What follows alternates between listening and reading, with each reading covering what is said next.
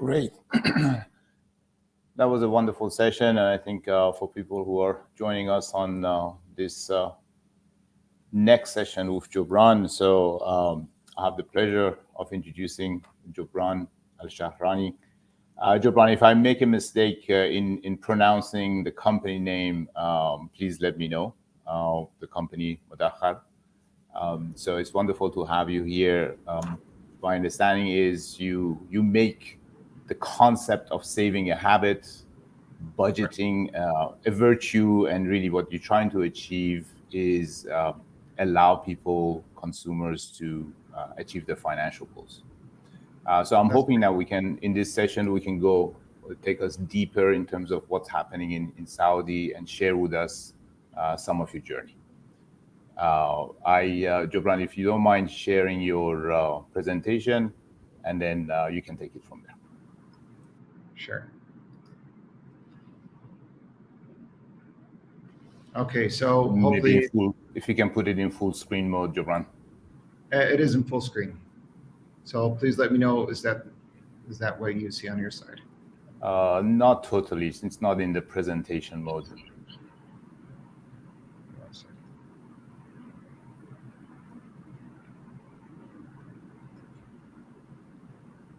Let me share the whole screen, and maybe this one will. Yeah.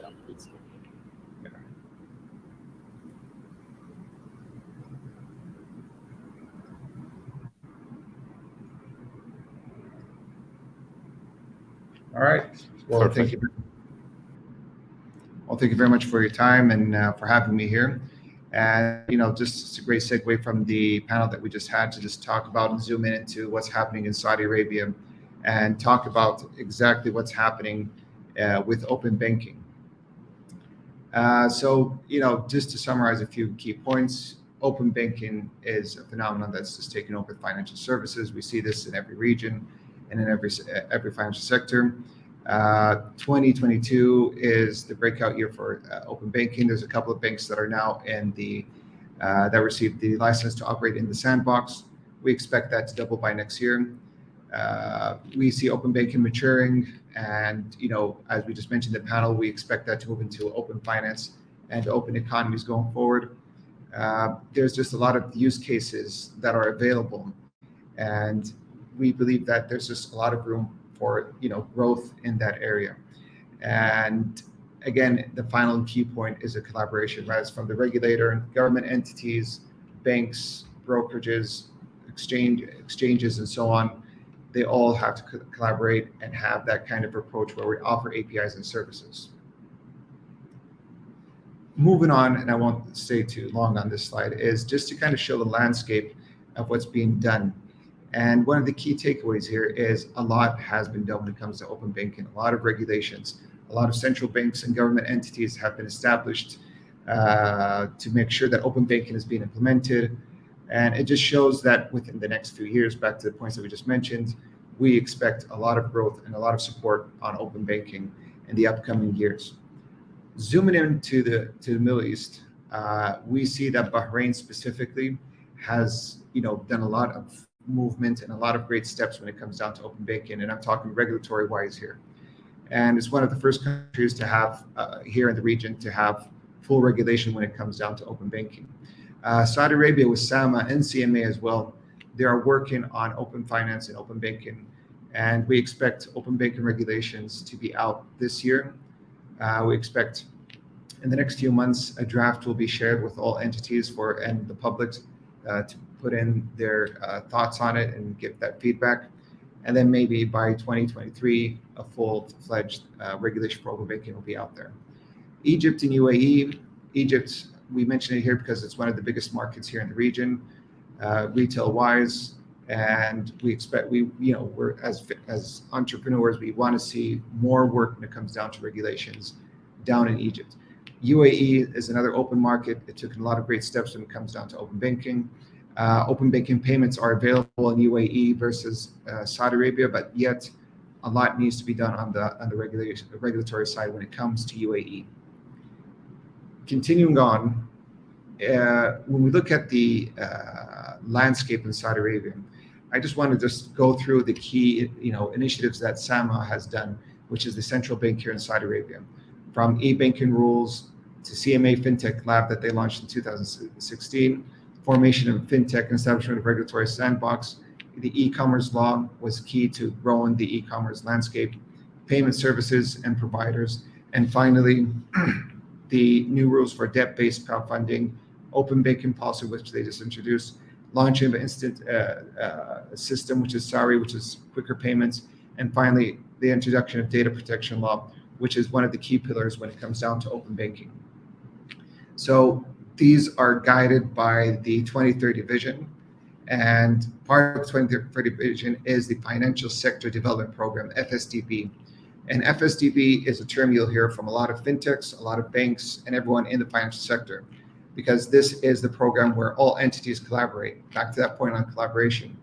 And they just recently opened up on, and we will present this, a number of initiatives to help grow fintech within the region. When we look at the landscape, we have 16 fintechs that are licensed at this point, 15 experimental permits. This is where fintech goes through a regulatory screening process, making sure cybersecurity is in place, making sure that risk and other kind of policies that are key are being implemented, so that when these fintechs operate in the sandbox, it protects the consumer.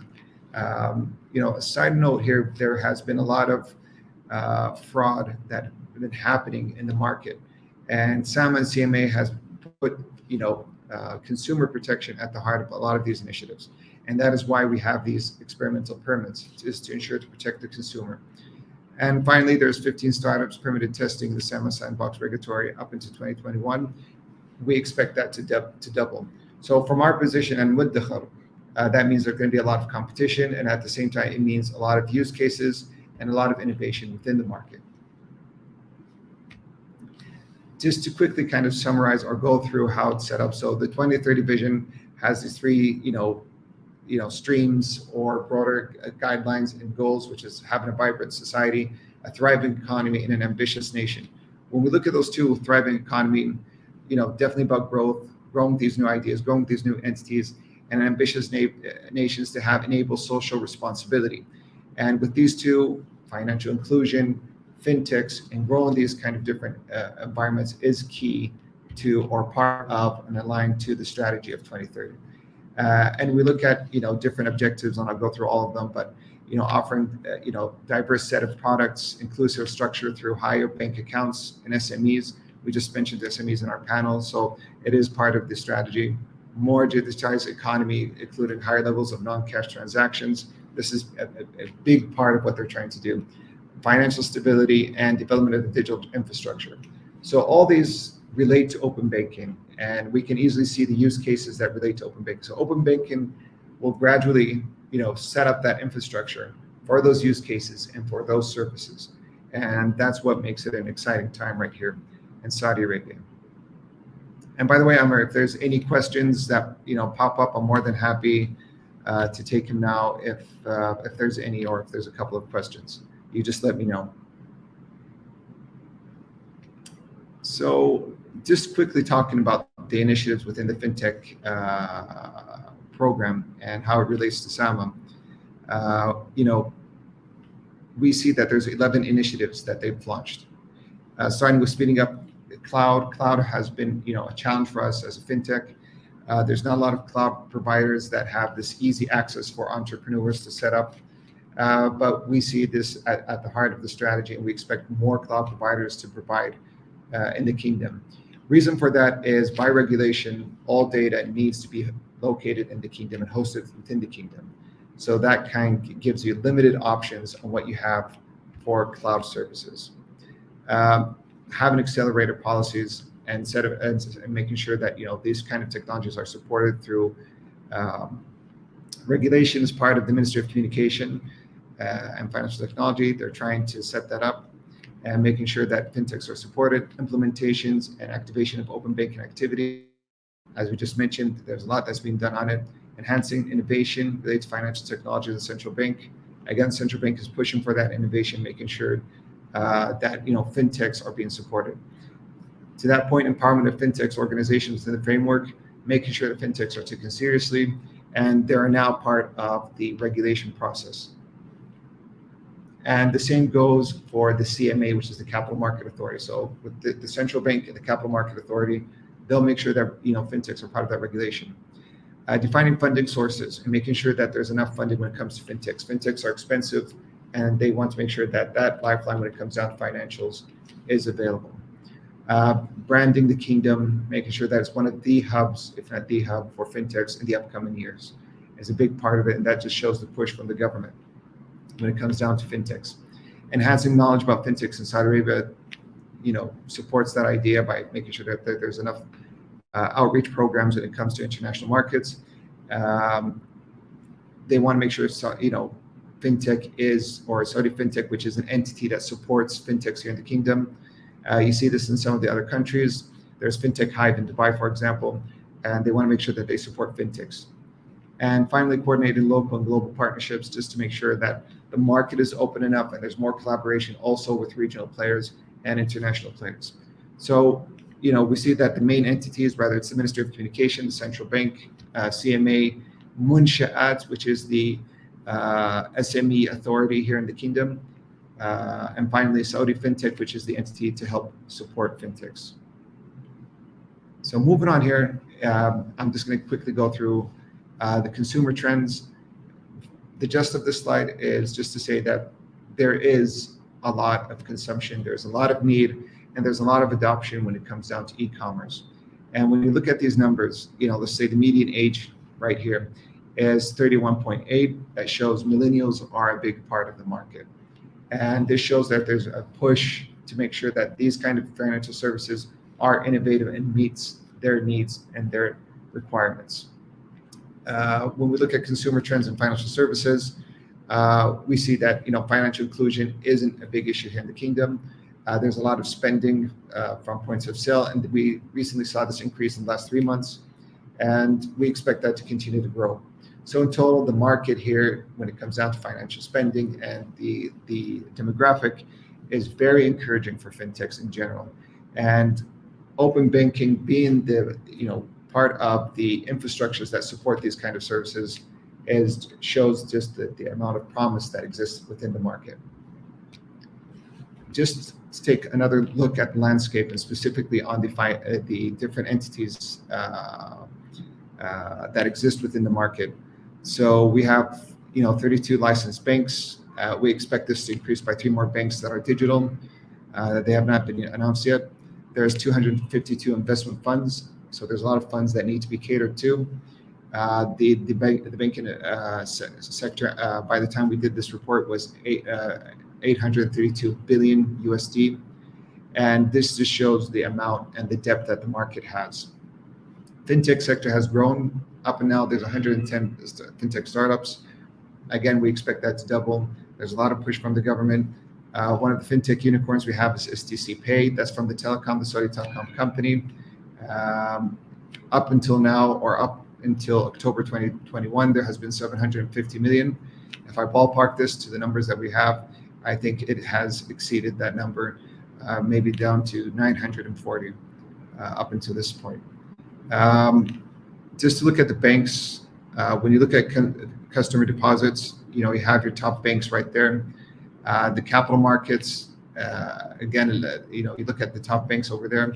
And the idea here is to, see that there's just a lot of banks here in the kingdom that have that majority of the market. When you take all banks and investment banks, it just shows you the depth of how much is there in the capital market and the banks, and how much of an opportunity there is when it comes down to financial services. So when we look at the landscape, here's just another zoom into the fintech landscape. We can see personal finance, treasury management, specifically with Muddakhar, Mala'a. You see open banking and infrastructure with Tarabut Gateway, Lean, Rapid. These are just some of the companies that work on open banking. There's a couple like DFN Robo Advisory that also works with open banking. We expect a lot of these companies to actually use open banking down the road for some of their services.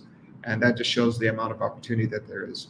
A lot of these companies will increase in the next year. So it's a good opportunity to keep an eye out onto these companies and what's going on in the landscape.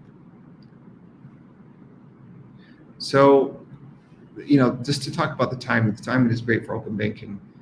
Rather, it's from the supply side where, banks now, a lot of people trust their banks. They're using fintechs. They're open to having digital transactions. And from a demand side, individuals have used at least one fintech. COVID has increased that non-cash payments.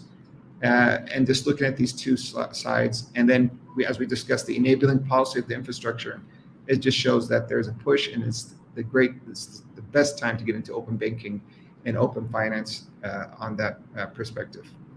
And again, Amr, please let me know if there's any questions from any of the audience. I'm more than happy to take it, or if we reach towards the end of our presentation. Collaborative ways and where we're heading off to it. I just want to reiterate this. I won't spend too much time. It's that open banking, open finance, and open economy, and how that's the opportunity and the growth for everyone in the fintech industry. And open banking is the infrastructure. As we saw from the panel, different people have different perspectives. Some will say open finance is how we should go, but again, this is just the opportunity that exists. And this is kind of the framework, or the strategic framework, that a lot of fintechs and banks should be looking at when it comes down to the opportunity of open banking. When we look at government officials and what they have done with the strategy, what they have said, we look at His Excellency Abdullah Swaha, who is the Minister of Communication and Information Technology. He just basically highlighted that there's a growth of 200%, and this was just recently in May, where he wants to highlight that there's been a lot of growth in fintech, and he believes this will drive a lot of support and need for technology and technology regulation. When we look at Ziad Al-Yusuf, who is the Deputy Governor of Development Technology, who overlooks the development in fintech, you see his push and how he believes open banking is the heart of innovation and innovation here in the kingdom. And he believes that a lot of business models will be transforming and impacted by open banking.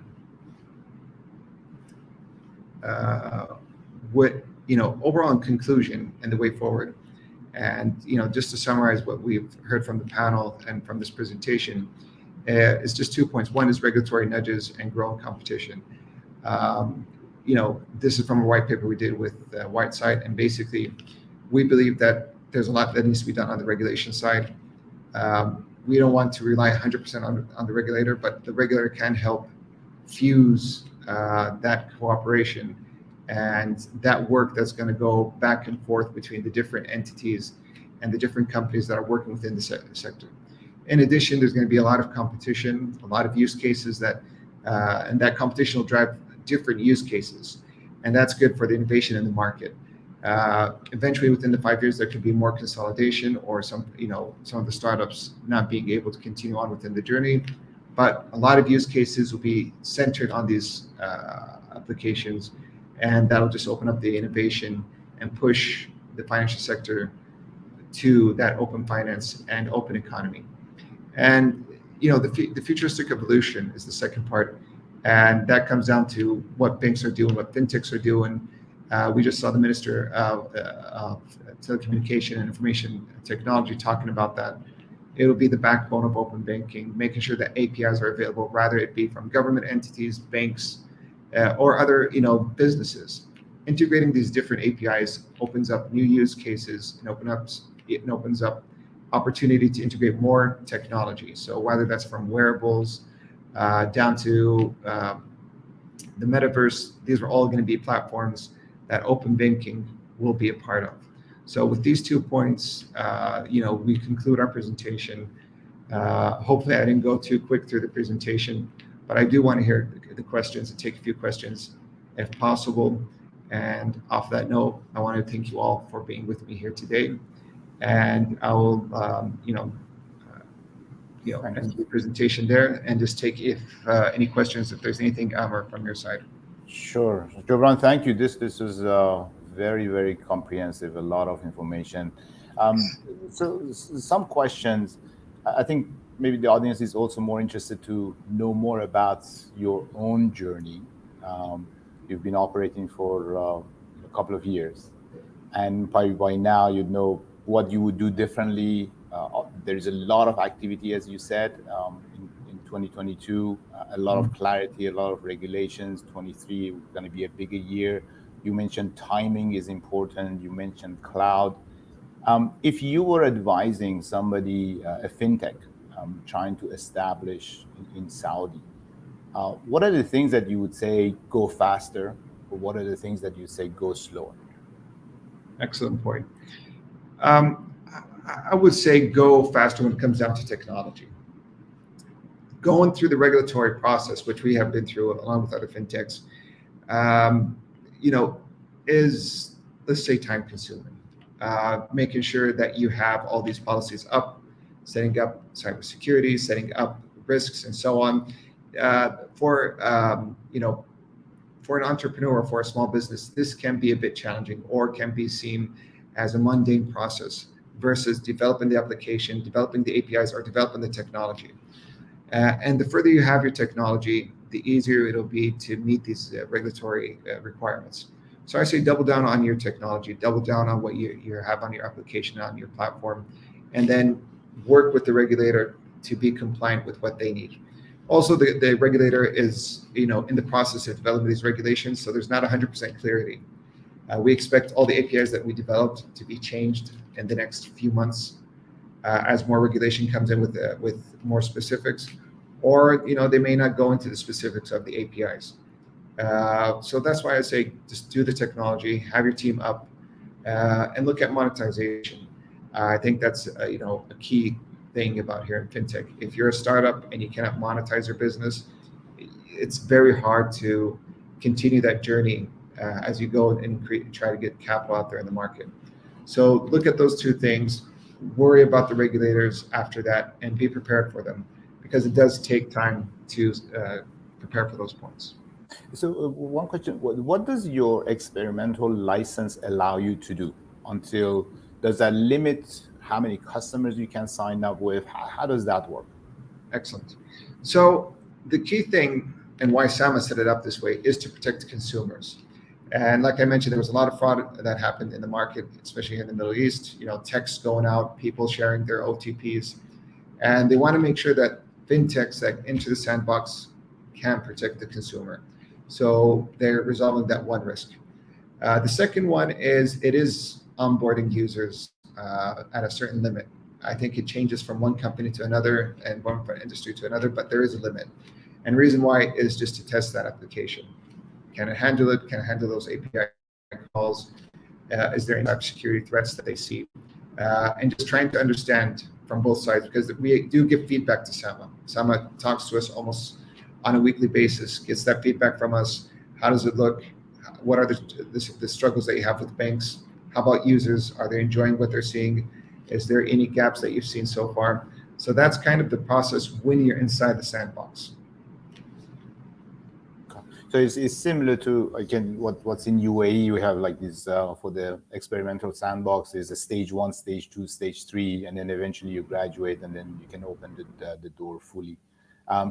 Was this a consider when you got into this? Was this timeline or this kind of approach was a consideration in terms of planning for financing and funding?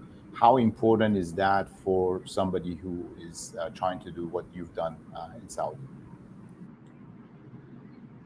Well, I think, definitely for any entrepreneur or for any startup, financing is what you need to go and move forward. But again, back to the first question, get your technology working and make sure you have a technologist within your team that can handle, a lot of the programming, a lot of the development that can help. There's a lot of accelerated programs that you can be a part of. They'll give you the right coaching and they'll give you the right amount of funding that'll keep you going for a period of time. And VCs are hungry for opportunities. So funding is key, but it's not a challenge. There's a lot of liquidity in the market. VCs here in Saudi Arabia and also in UAE are, ready, and they're looking forward to these next opportunities. Okay, great. A couple of questions from the audience. So one around, I guess, your hardware infrastructure. If there is no cloud, what did you end up doing? And second one, I guess, are you planning to use blockchain in terms of your offering, embedded in your offering? Great questions. So let me clarify.